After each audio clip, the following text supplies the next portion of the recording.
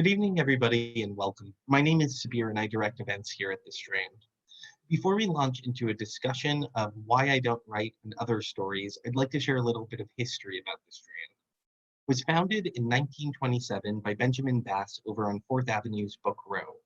Stretching from Union Square to Astor Place, Book Row gradually dwindled until, after 93 years, the Strand is the sole survivor, now run by third-generation owner Nancy Bass. We want to thank all of you for your support. Without our loyal community of book lovers, authors like Susan and Jonathan, we wouldn't be here today, and we are so appreciative of you. So, tonight we are beyond excited to have with us Susan Mint to celebrate the release of her new collection of short fiction, Why I Don't Write and Other Stories. Susan is an award-winning novelist, short story writer, poet, and screenwriter. Her first novel, Monkeys, was published in a dozen countries and won the Prix Femina Étranger in France. Her novel, Evening, was a worldwide bestseller and became a major motion picture. She received her MFA from Columbia University and lives with her daughter in New York City and on an island off of the coast of Maine. Joining Susan in conversation is Jonathan Ames. Jonathan is the author of 10 books and is the creator of the television shows Bored to Death and Blunt Talk. His novels, The Extra Man and You Were Never Really Here, have been adapted as films. His latest novel, A Man Named Doll, will be published in 2021 by Mulholland Books. So, without further ado, please join me in welcoming Susan and Jonathan to the stage.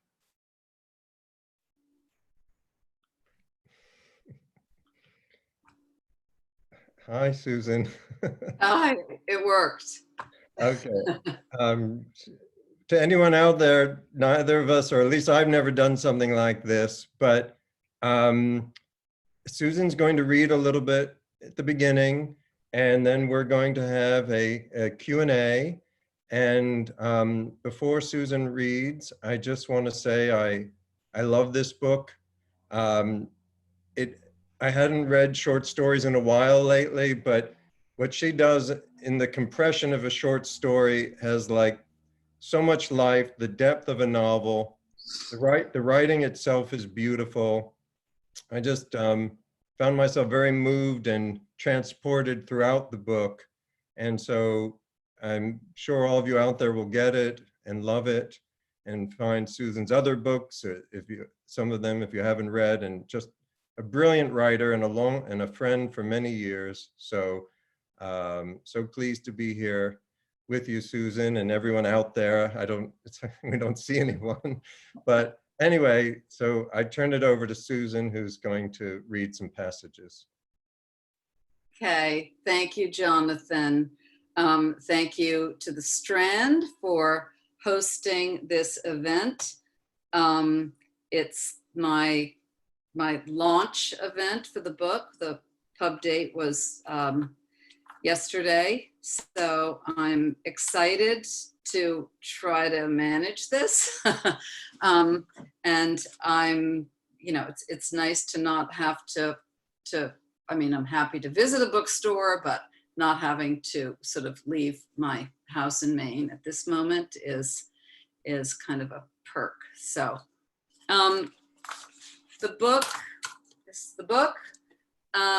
there are 10 stories in the book, and they were written over really the last 30 years.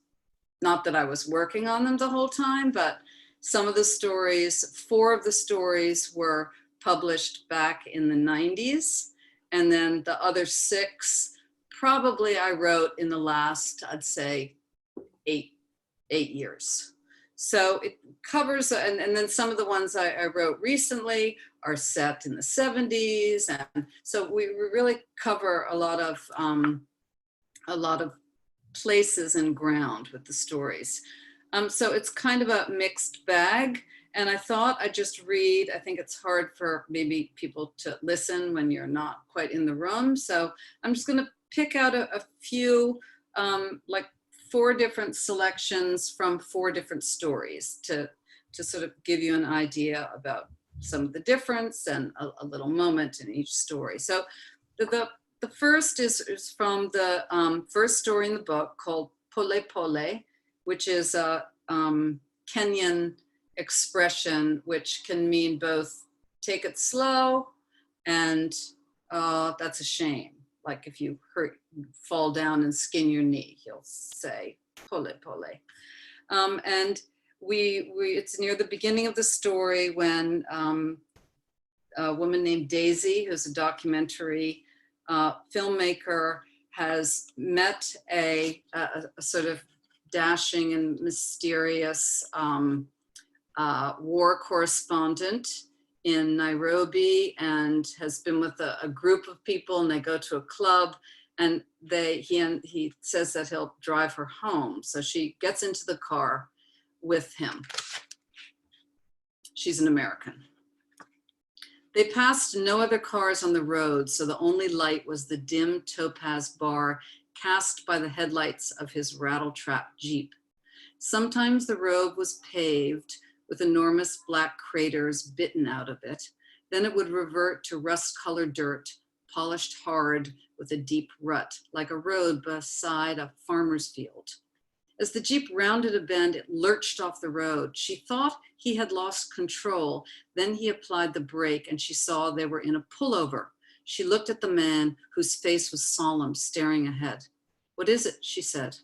He said he needed to kiss her.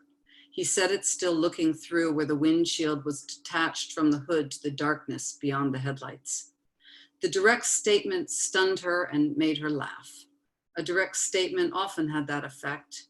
She sat there, powerless. It was a welcome feeling. She felt the outline of herself begin to dissolve. When they eventually pulled back onto the road, the Jeep made a sharp U-turn and headed back toward his place. She rode in the passenger seat on the left side, not the right. Many things here in Kenya were like that, opposite or unexpected. This was the sort of moment she waited for, to be whisked away in the dark. It was not something you could do on your own. So much of what Daisy did was on her own, though on your own had its advantages. On your own, you could pick up and leave. You could visit new lives and try them on for a while. And what else was life for but to check it out?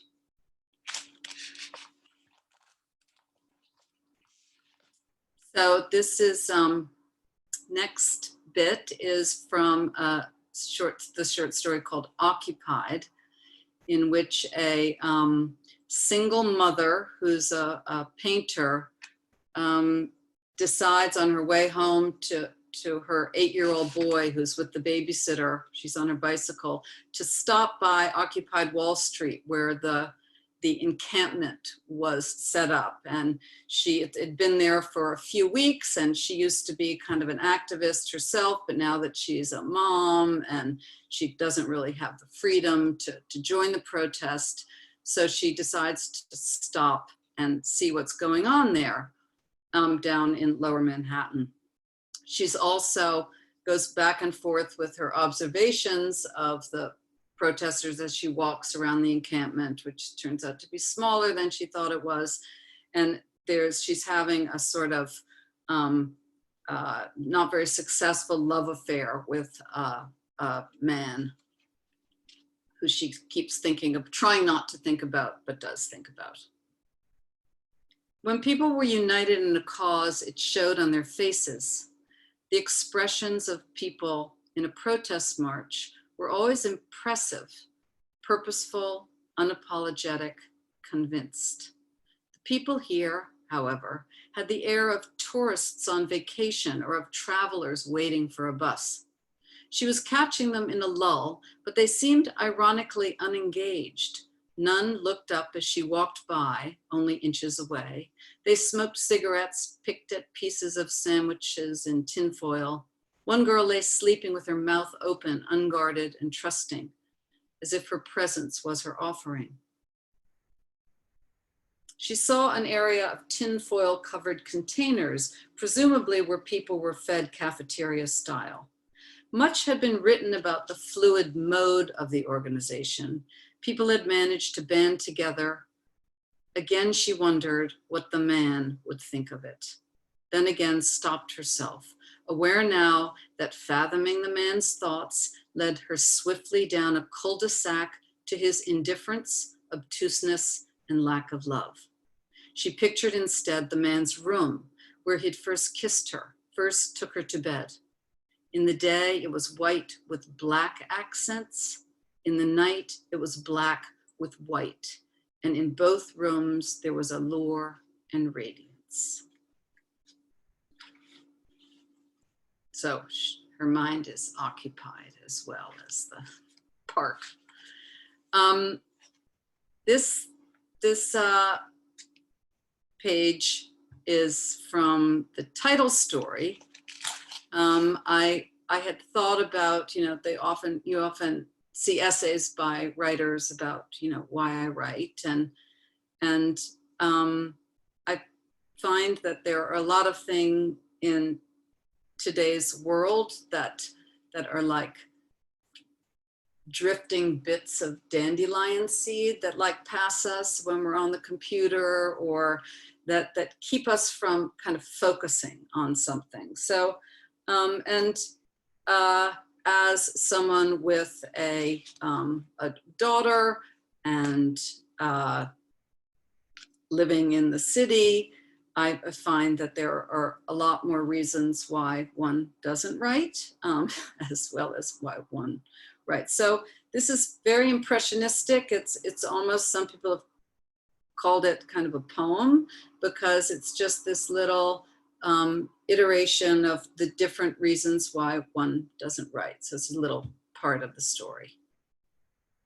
All day you ask yourself, what are you doing all day? 53 dead, not including the shooter.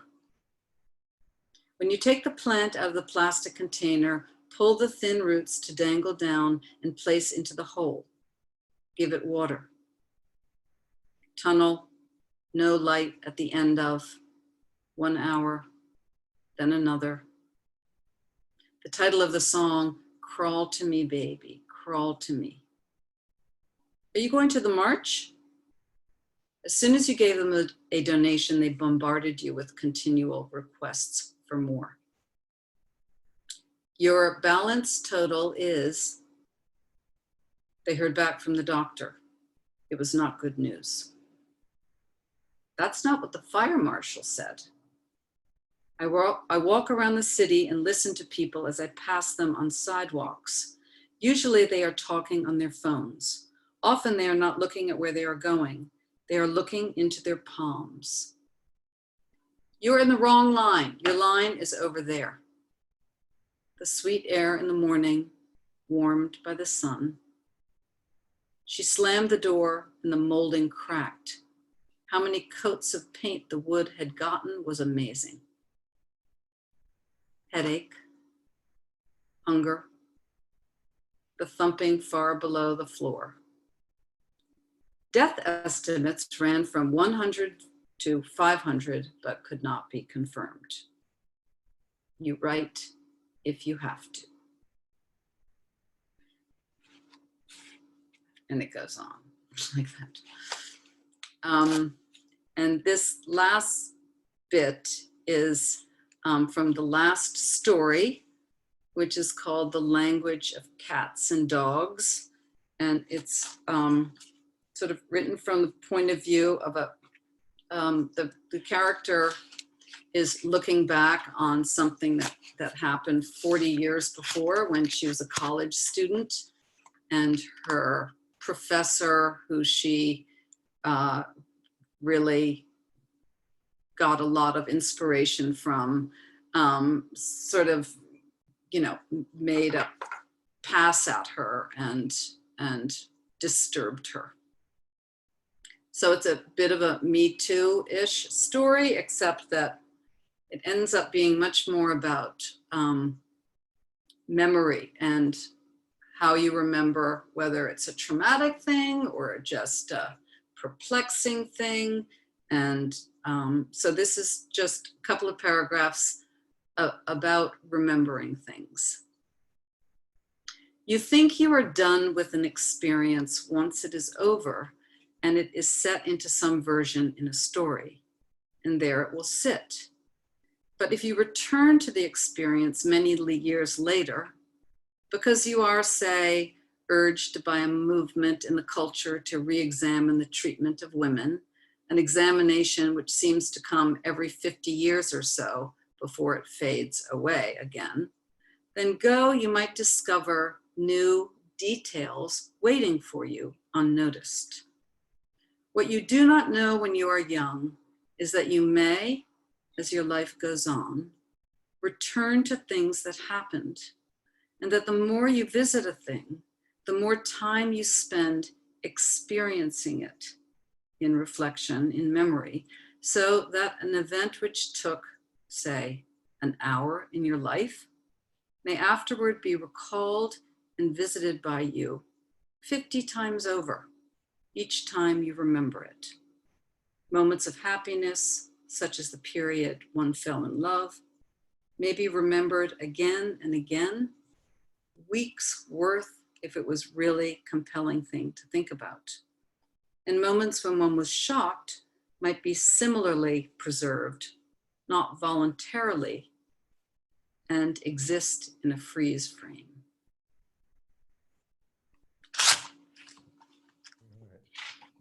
So there's a little sampling for you. Well, thank you, Susan. And right now I would imagine the crowd applauding. Well, I have a number of questions. My first question is a bit more of a general question. And my feeling is that every writer first is a lover of books and a lover of reading. And for those, I'm lucky enough to have been inside Susan's apartment, and it looks like part of the Strand. I mean, it is just books everywhere, almost like something out of myth. Books emerging, books piled up, just books everywhere. And makes me think of that famous title, Books Do Furnish a Room, from Anthony Pohl's series. Anyway, so I wanted to ask you, specifically short stories. Who are your role models, or what short story writers over the years so touched you or moved you that you sought to maybe replicate the feelings they created in you as a reader? So who are some of the short story writers early on, or that have continued to inspire you over the years? Well, I always, if I go back to the beginning, I would have to say that that Hemingway and Faulkner, though it was more Faulkner's novels, but Hemingway's short stories certainly, that seized me in a sort of physical way, because it wasn't just what the stories were about. It was probably more the way he was telling them. I thought there's some real magic thing going on here. Same with Faulkner. And I remember feeling sort of physically seized by what words could do, making you feel a certain way, or kind of stunning you a bit. And I think that, I remember being in high school and thinking, I was writing in journals, and I wrote sort of obsessively, but that was to kind of figure out what was in my brain and how I was thinking, or to sort of stop time, or I don't know, many different things, pour out my adolescent.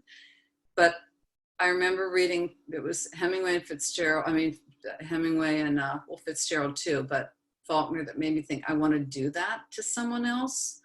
But the short stories then later, Katherine Mansfield, when I read her stories, this is when I was sort of probably in my 20s. Raymond Carver, the first time I read some of his stories, I thought he's doing something crazy here, something, it's a voice I'd never heard before. And so I'm particularly struck by stories that are original. Like there's a voice behind Chekhov, who's my sort of all-time favorite. I should have mentioned him first because he's the king of them all. He says that you know you're in the hands of a good narrator when you feel they've taken your wrist and leading you like carefully along to tell you just the things you need to know. But if it's, you know, as Nabokov said, you also want to be an enchanter somehow when you're telling your stories. So Raymond Carver, certainly. John Cheever, I remember being, you know, probably 20, 21 when the big collected John Cheever came out, and I'd never read any of his stories before. And that was a big moment. He's a real master. Flannery O'Connor, certainly. Dennis Johnson, his short stories, again, he does a certain thing that no one else does. You know, Virginia Woolf, Toby Wolfe, for that matter. All the wolves. Walter, yeah, I could go on and on. I could just, you know, name all the books in my bookshelf, but those are some main ones. And then contemporary, you know, I learn a lot, though I don't feel like I can sort of touch their hems, or Laurie Moore, Amy Hempel, Elizabeth Strout, amazing short story writers. Okay. Well, one thing you do in your short stories that I so love about short stories, even though I don't usually read them too much, there's one of your stories that begins with a couple in the book, you know, putting on their jackets, leaving a party. And the way you just immediately telescope us into that moment, and then the world opens up and you do have somehow all the information you give us feels like I'm in a novel. So I just love the way you do that. Another question I have, I'm going to put on my over-the-counter glasses to look at my own writing. So as you mentioned when you were talking,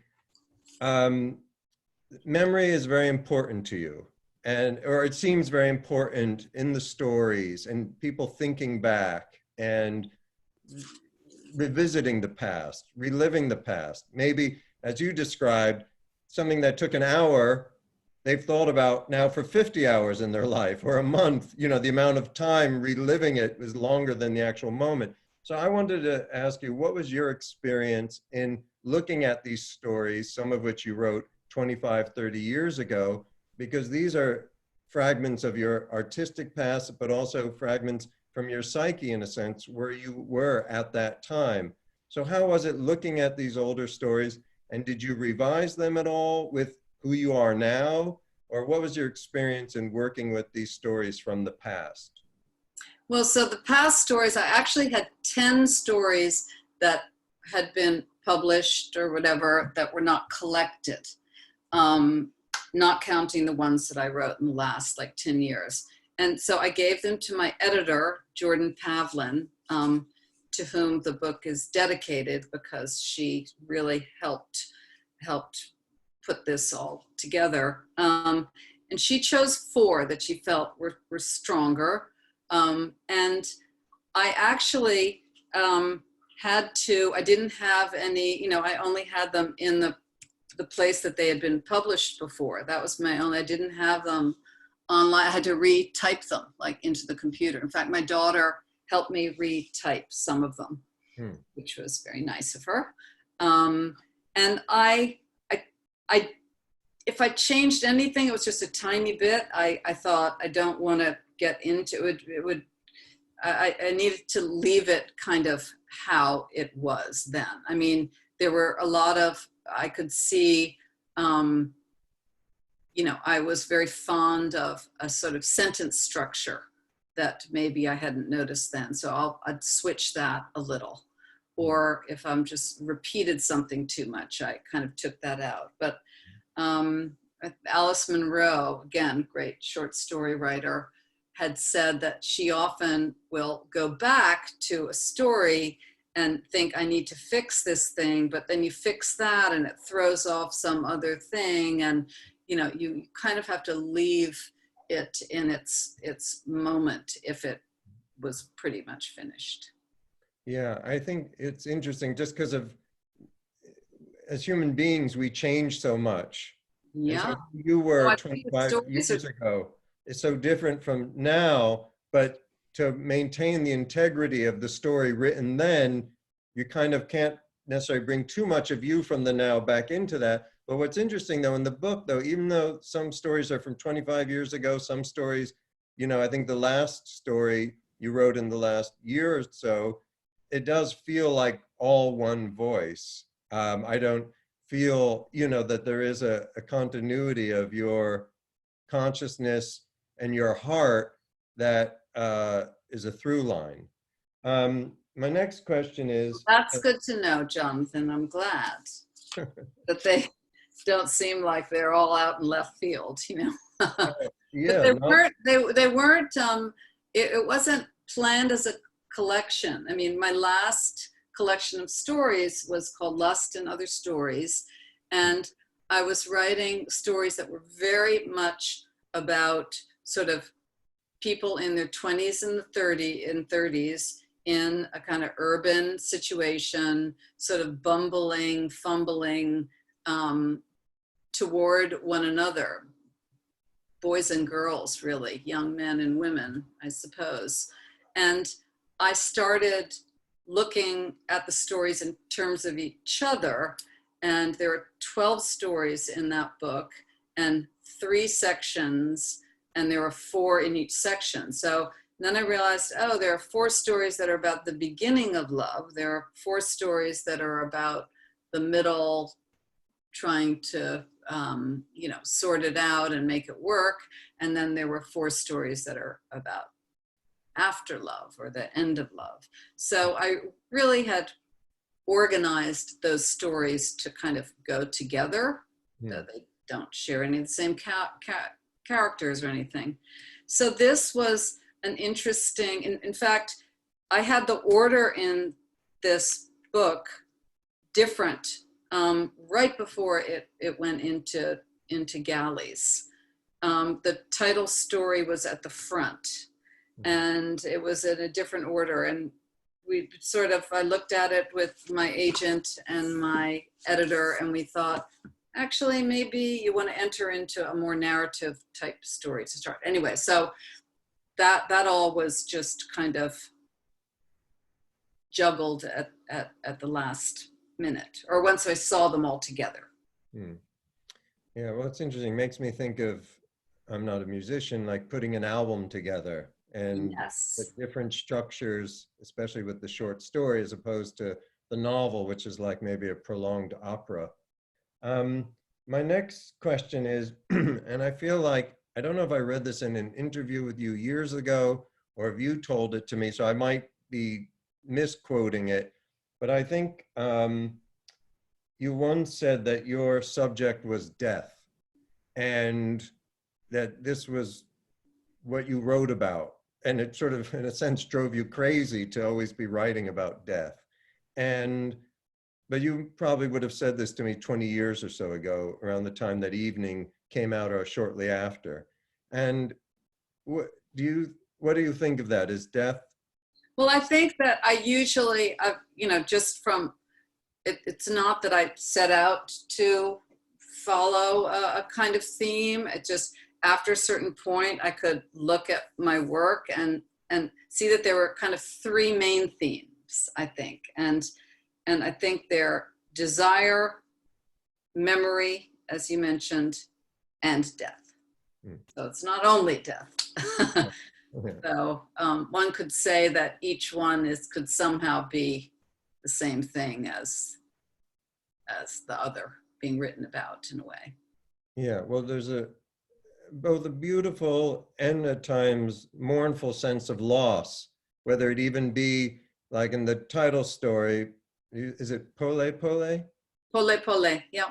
Whether it be the loss of a moment or the loss of enchantment or the death of what you thought something was, but then a moving on.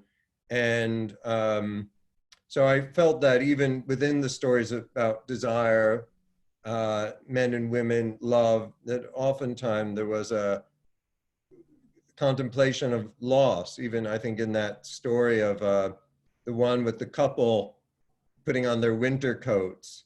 You know, everyone is saying to them, the doorman, the friend, oh, you guys are in love. Well, not gonna last. You know, it's like death is always around the corner, even in life. But anyway, I'm extrapolating. No, that's true. I mean, you know, things are, you know, life can be a beautiful thing, but for goodness gracious, it's sad. I mean, The two go together. That's why it's beautiful, because we know it's impermanent, perhaps. So another question, just, you know, I hope I'm not moving this along too quickly. no, But it's okay. I mean, I'm interested to hear your, you know, experience of reading the book, because you know, it only came out yesterday and there aren't many people who are, you know, who have read it. So it's interesting for me to, it's always interesting what strikes people and what they, you know, think, because hard to know. It's hard to know from the writer's point of view. well, I think you fulfilled that Chekhovian instruction of taking us by the hand through each story, and telling us what we needed to know so that we could then fill out the movie in our heads, which is what I love about reading. Another thing that I feel that I may have read in an interview with you when I first met you over 20 years ago was, I think it was in an interview where you said something like, I'd be happy if I never wrote again, or I'd like to just travel, or, oh, to hell with the writing life. And then here you publish this book, Why I Don't Write, which might have different meaning based on what you said when you read the passage. But I was wondering where you're at in terms of that ambivalence that you expressed 20 years ago, then putting out a book called Why I Don't Write. And so in some ways I'm asking you, where are you at with the act of writing, and maybe might seem too weird with the title, something with the title, or too obvious, why do you write? And because you have been writing books, you know, for 30 or more years. And so just in general, I guess the question to summarize it is, you once expressed an ambivalence that you could almost let writing go. That is my memory of this interview, I think. Yeah, no, that's absolutely true. I think I said that to you. Okay. And that was probably, you know, that was in like, you know, 1999. Mm-hmm. And I did feel that. I thought the thought of sort of writing one page after another, and I just, I didn't feel the same attachment to it that I had. I'd written 5 books, I guess, and I just, it didn't seem to be everything. It didn't seem to be the thing maybe I was necessarily supposed to do. And I actually did, you know, I left New York and I moved to an island in Maine, and I married and I had a daughter. And so suddenly it was, there weren't a lot of things helping me to write. There were a lot of things against writing. And I was sort of ready for that for a while. And I sort of, maybe out of habit, went back and wrote a book, though, you know, I didn't publish for about 12 years. And then I published a novel that meant a lot to me called 30 Girls, that was about the Lord's Resistance Army's devastating kind of attack on the children, mostly in northern Uganda. And so I wrote a novel about that, and I felt sort of the cause behind it a little bit, to kind of illuminate the atrocities and this thing going on that wasn't really getting much attention. And that kind of, I'm not sure if I still felt like I really wanted to write. I think being a mother, your brain gets sort of hijacked. I mean, this is just a cliche to say, but to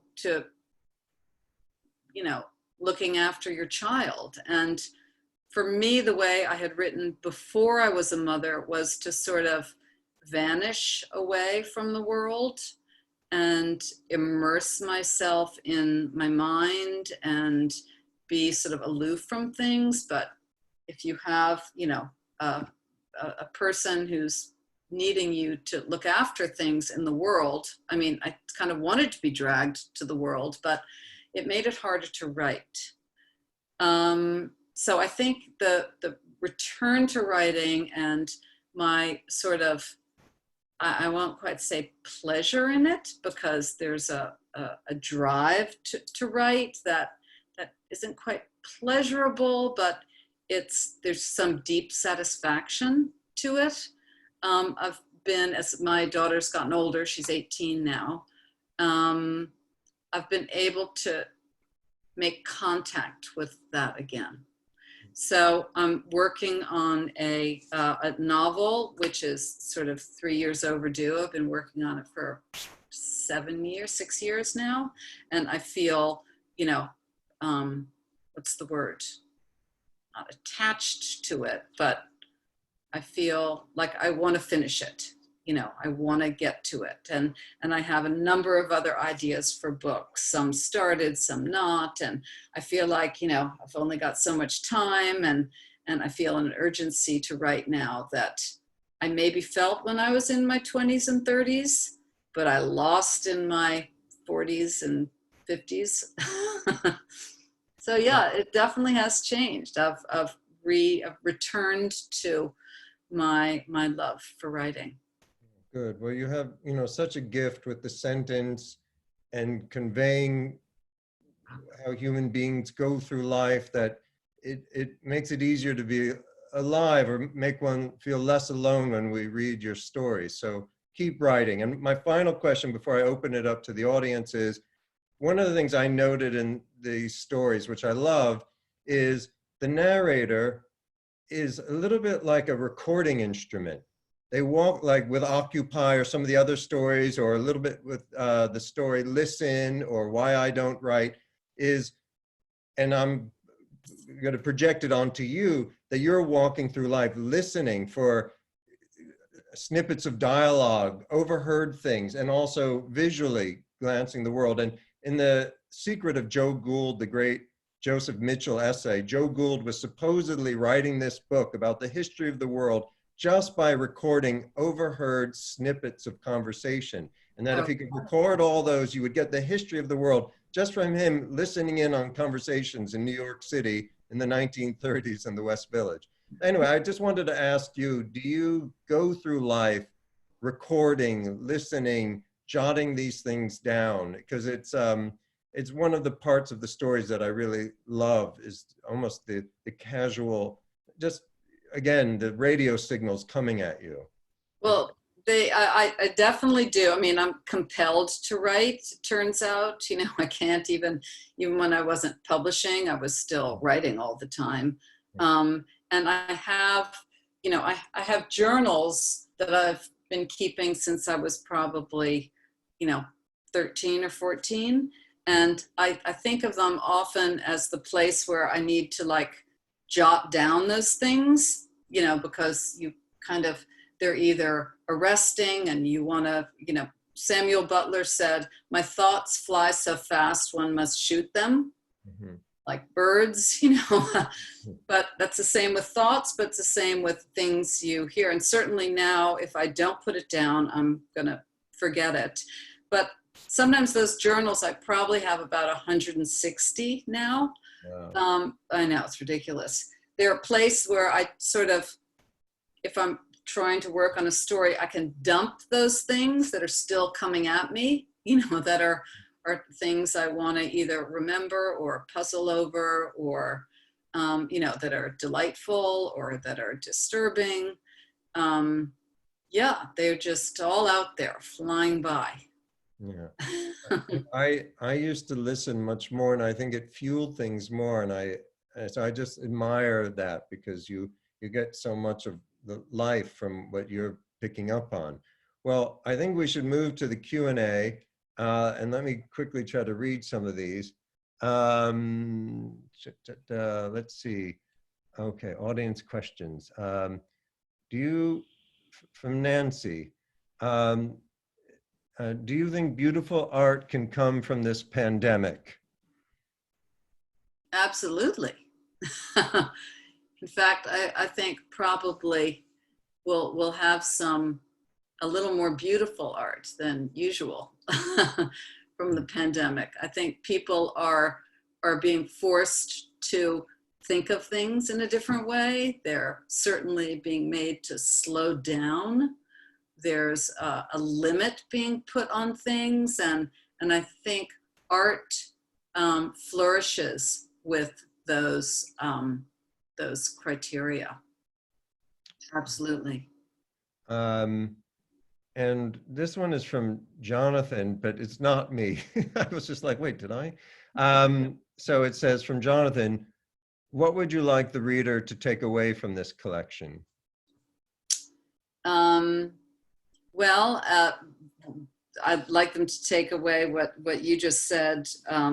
Some of it gave to you, Jonathan, which is sort of more feeling of wanting to be more engaged in the world, or feeling some solace where you may feel sore. A place to sort of, little moments of kind of, I wouldn't even say celebration because that's going too far, but bits of simplicity where things maybe feel complex and chaotic inside you.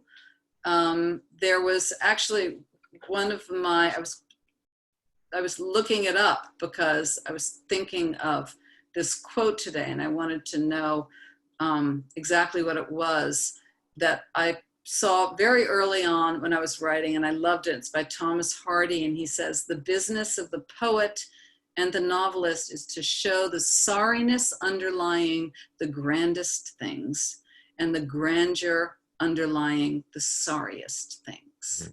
Mm-hmm. So I think in looking at things in kind of a way that alters your perception can give you some kind of a relief from the hardship of living.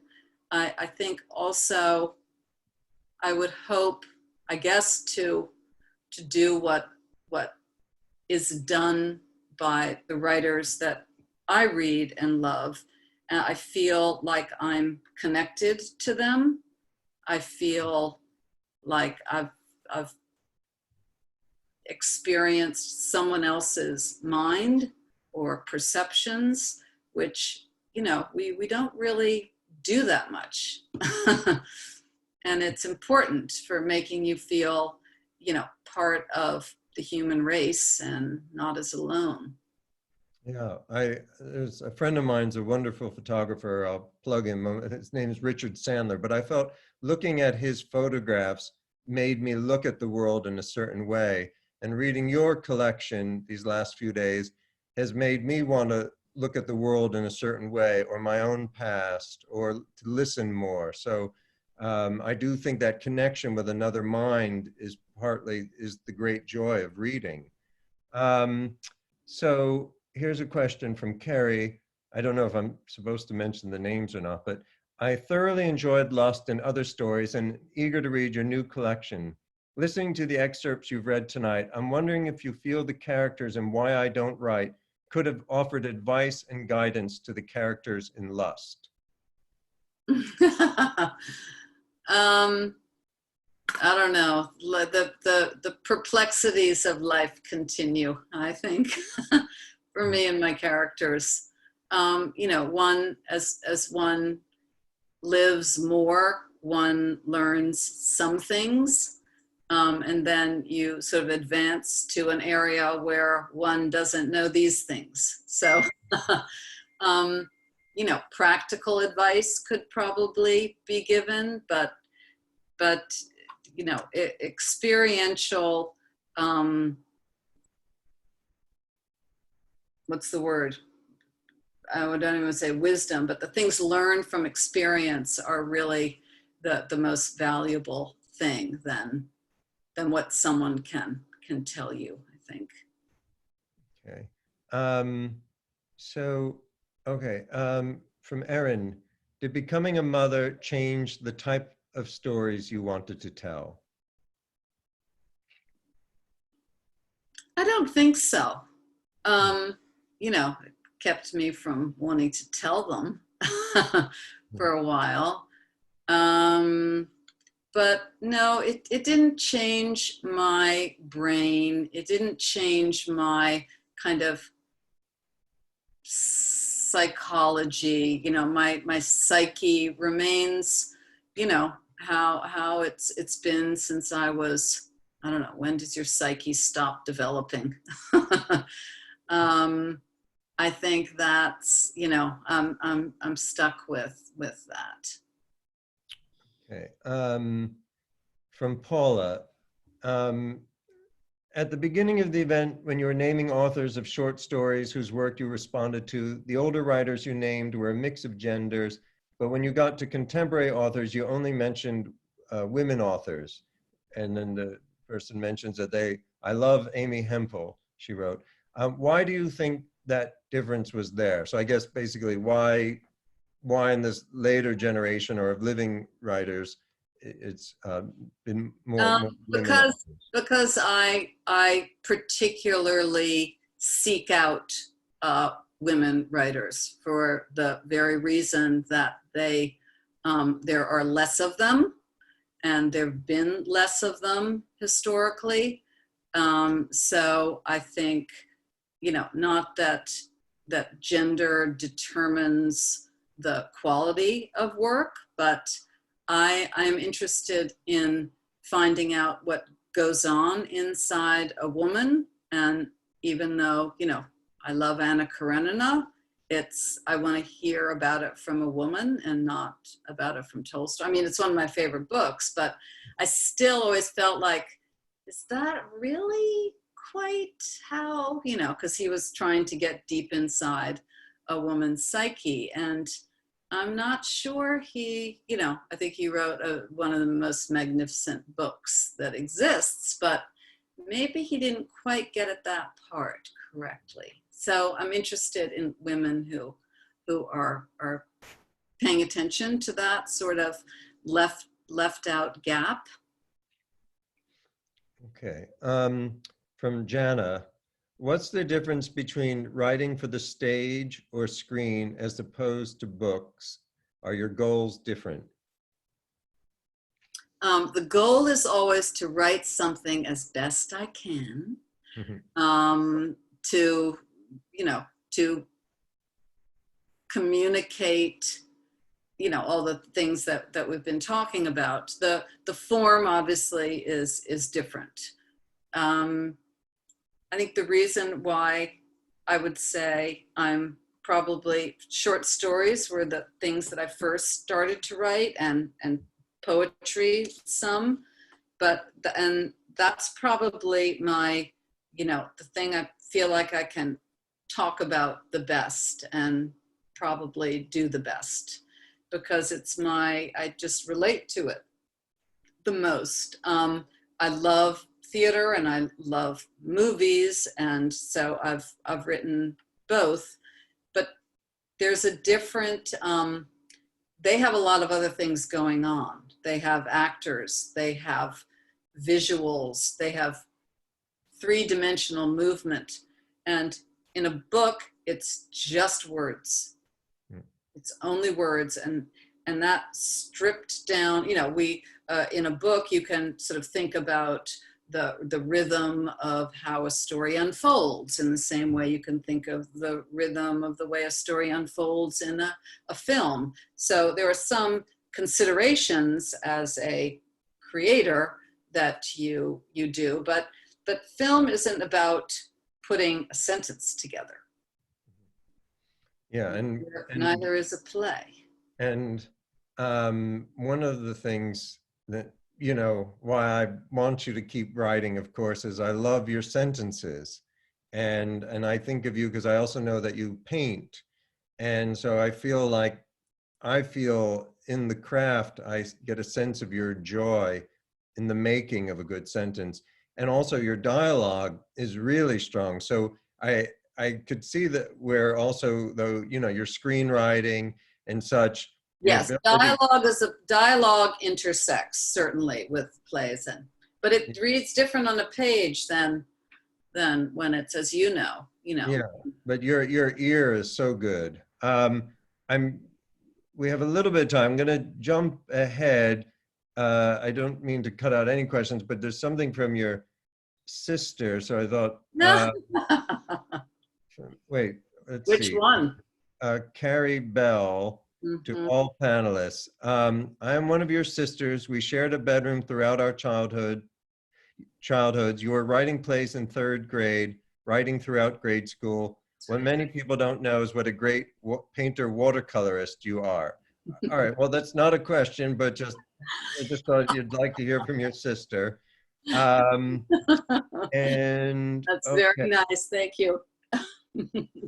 Here's another question. Do you think the current wave of confessional memoir writing has negatively impacted the landscape of fiction writing?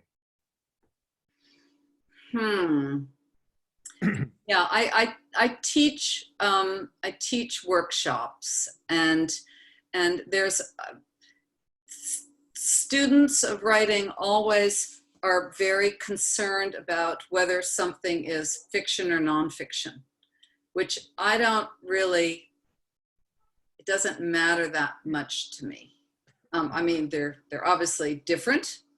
And I think, you know, there's blurrier lines, but there've been blurrier lines throughout history, you know.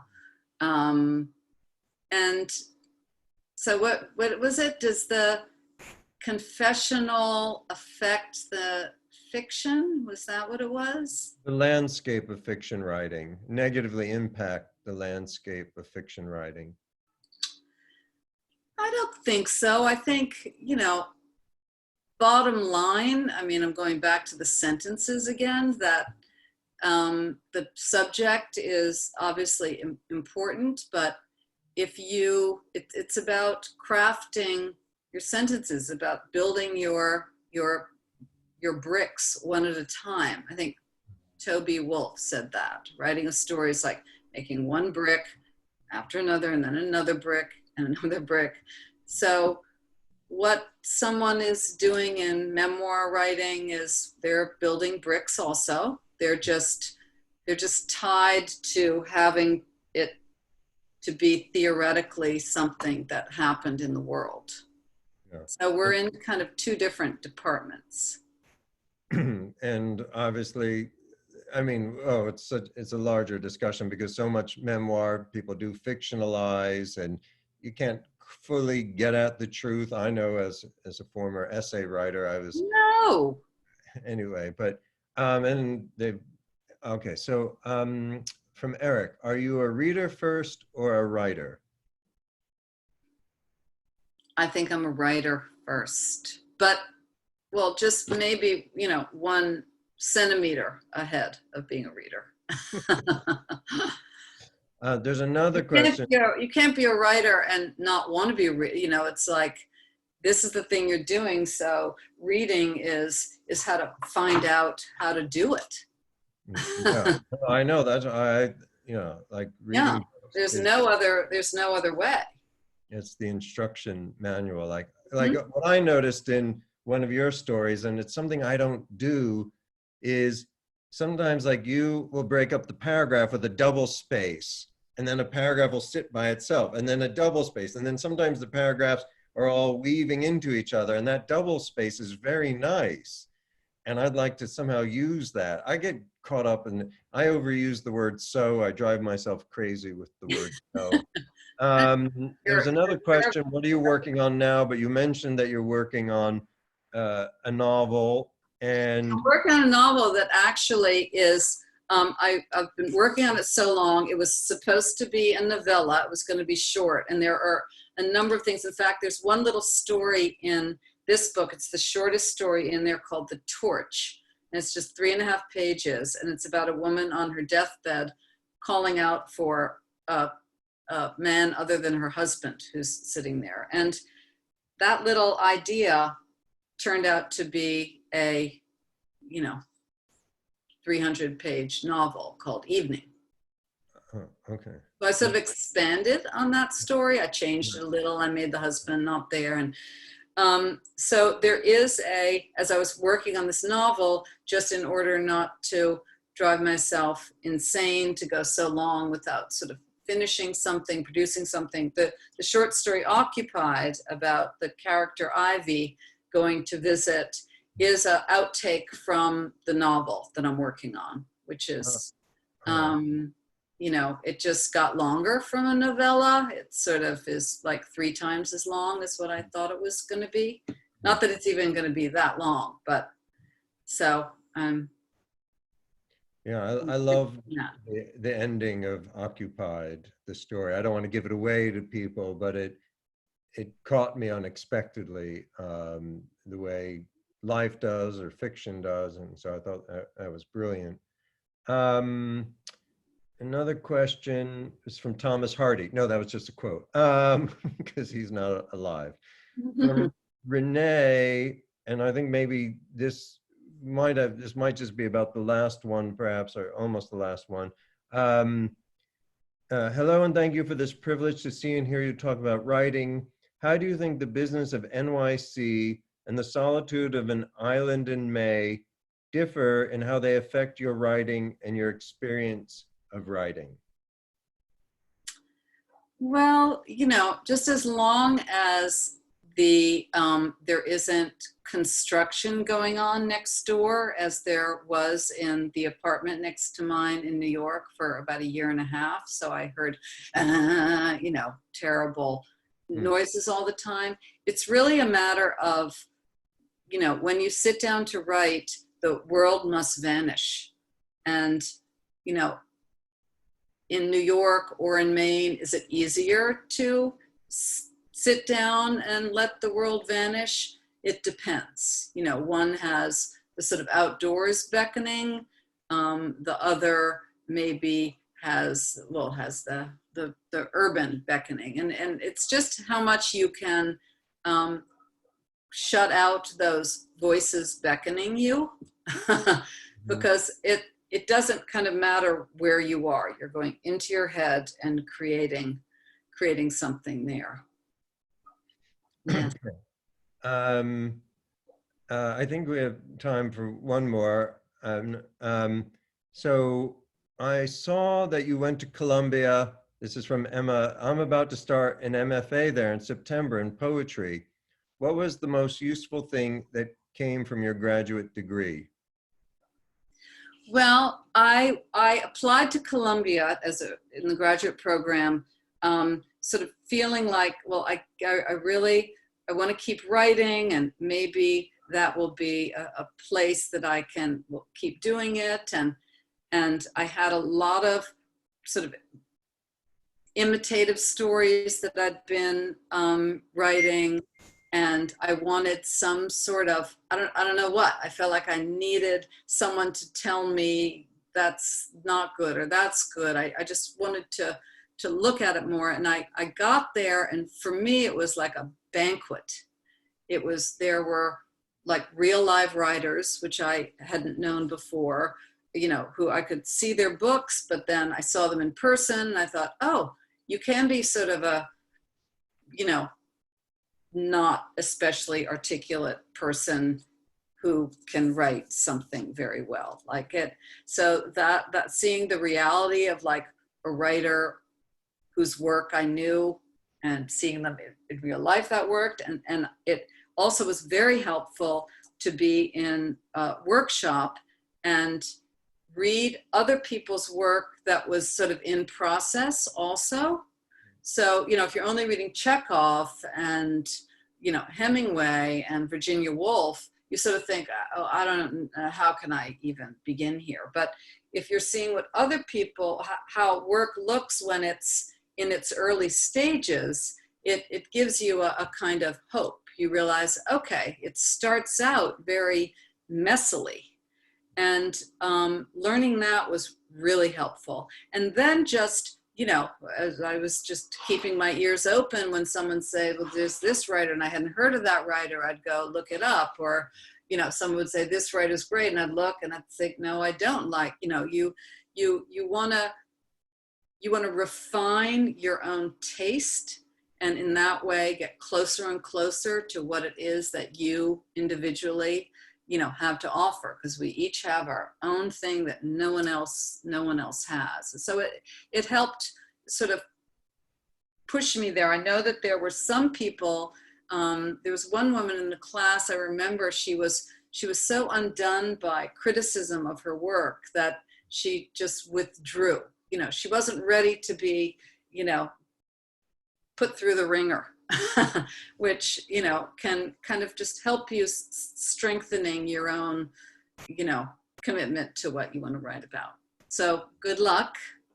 I have actually a goddaughter whose name is Emma, who's in the journalist school at Columbia. So you should try to find her.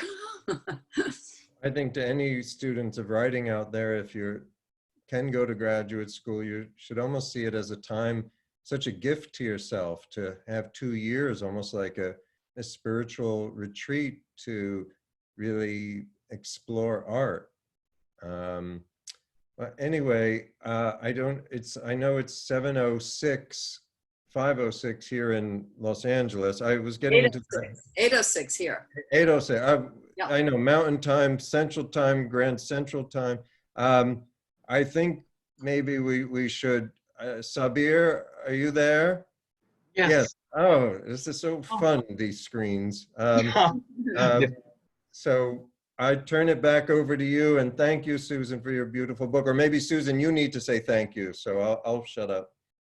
I do want to say thank you to you, Jonathan, for you've made this, you know, this actually pleasant as opposed to sort of terrifying to sit here in my kitchen and talk to people. I really appreciate everyone's questions. It's so nice to, you know, finally bring stories out and have people sort of ask about them. It's been a long time since I published a book. And Sabir, particularly, thank you and the Strand for being my host tonight. No, thank you. The conversation was fascinating. Thank you so much, Susan and Jonathan. I loved it, and I can't wait to read the book. And for anyone who's here who hasn't purchased the book, I have probably annoyingly dropped the purchase link several times in the chat. Feel free to click on it. Yes, no, I saw you put 30 Girls was in there too. That was very nice. Thank you. Well, thank you, everyone, and have a great evening. Okay. Thank you, Susan. Bye, Thank you, Sabir and Strand.